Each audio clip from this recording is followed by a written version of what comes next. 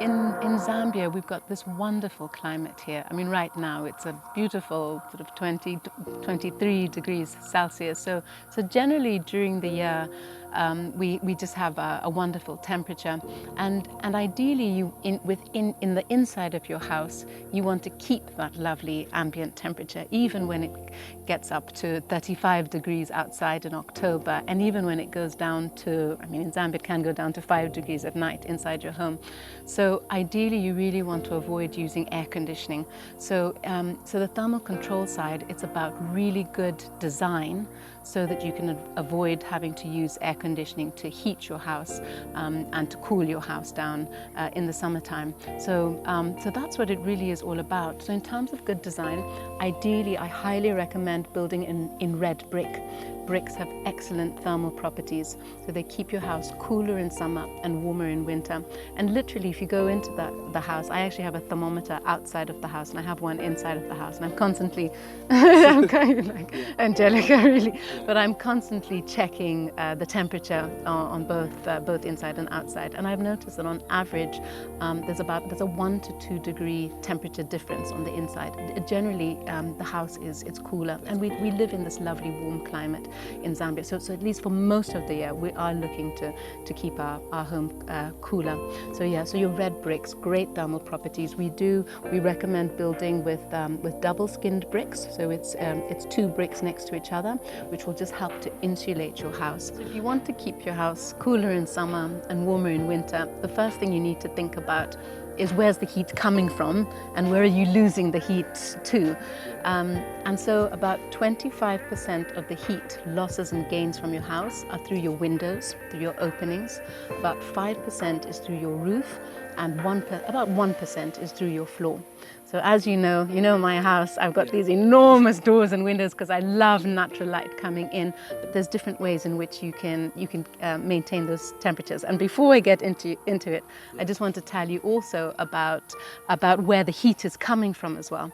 So as we spoke about a bit in the solar, we're in the southern hemisphere. We all know the sun rises in the east, it sets in the west. Because of the way the earth is tilted in the southern hemisphere, we get the most amount of heat from the northern side. So your northern elevation of your house, which is literally the side that we're looking at now, is going to get the hottest. Okay.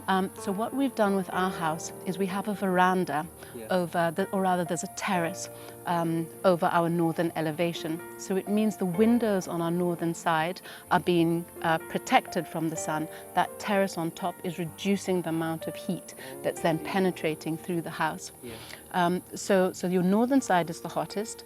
After that, it's your western side where you get that hot western afternoon sun. It's then followed by your eastern side, which is then sort of the third hottest side. And the cooler side of the house is your southern side. So on the western side of this house, we have a pergola, and it looks really beautiful to look at. We've got some lovely rose creepers growing on top of it. Yeah. But what it means is during the hot season, like right now or even in October, our lovely rose creepers are really nice and leafy, and they'll reduce the amount of hot afternoon sun that's penetrating through the house. But in winter, whether you put grapevines or rose creepers, they lose their leaves, and so it allows that warm afternoon sun to then come into the house and warm the house.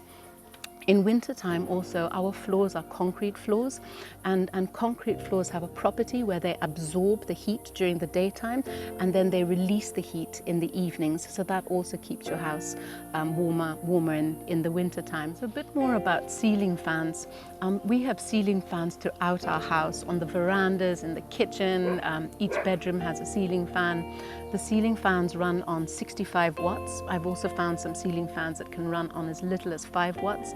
They'll run off of your solar system really well, and they just have this lovely ambient breeze through the house.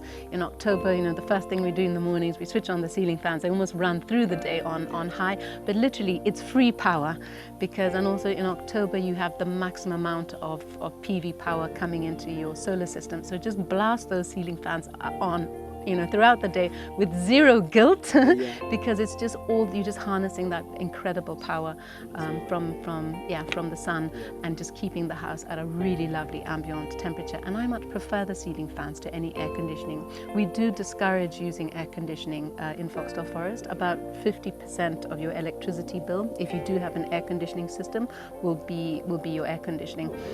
Yeah. Whereas if you're on the ceiling fans connected to your solar system, it's free. Yeah. So also with your ventilation within the house, the theory around it is you can create something called a thermal chimney, which is where you have a vent on a lower section of your wall, and you have another vent higher up, and hot air will rise, and so you can have this lovely flow of air through your house, just creating that lovely temperature. So also inside our house, we don't have any lower vents, but we open the doors. I think because we have this lovely climate in Zambia, literally the first thing we do when I go downstairs in the morning is I open the doors. And so I think in Europe, it's a lot of people are literally, the first thing you close the doors and you close windows. But in Zambia, we can just have that natural ventilation, also just from one door to the next door, just air flowing through the house. And then we have a hipped roof, and so we do have a vent at the very top of our roof, and that just allows lovely cool air to come in from say a door in our kitchen, and it will rise through that vent and just provide you with a really lovely temperature. Another factor to keep your house cooler in the summer is you can also have some awnings. We've put some awnings in at the clubhouse, and we've done it very inexpensively.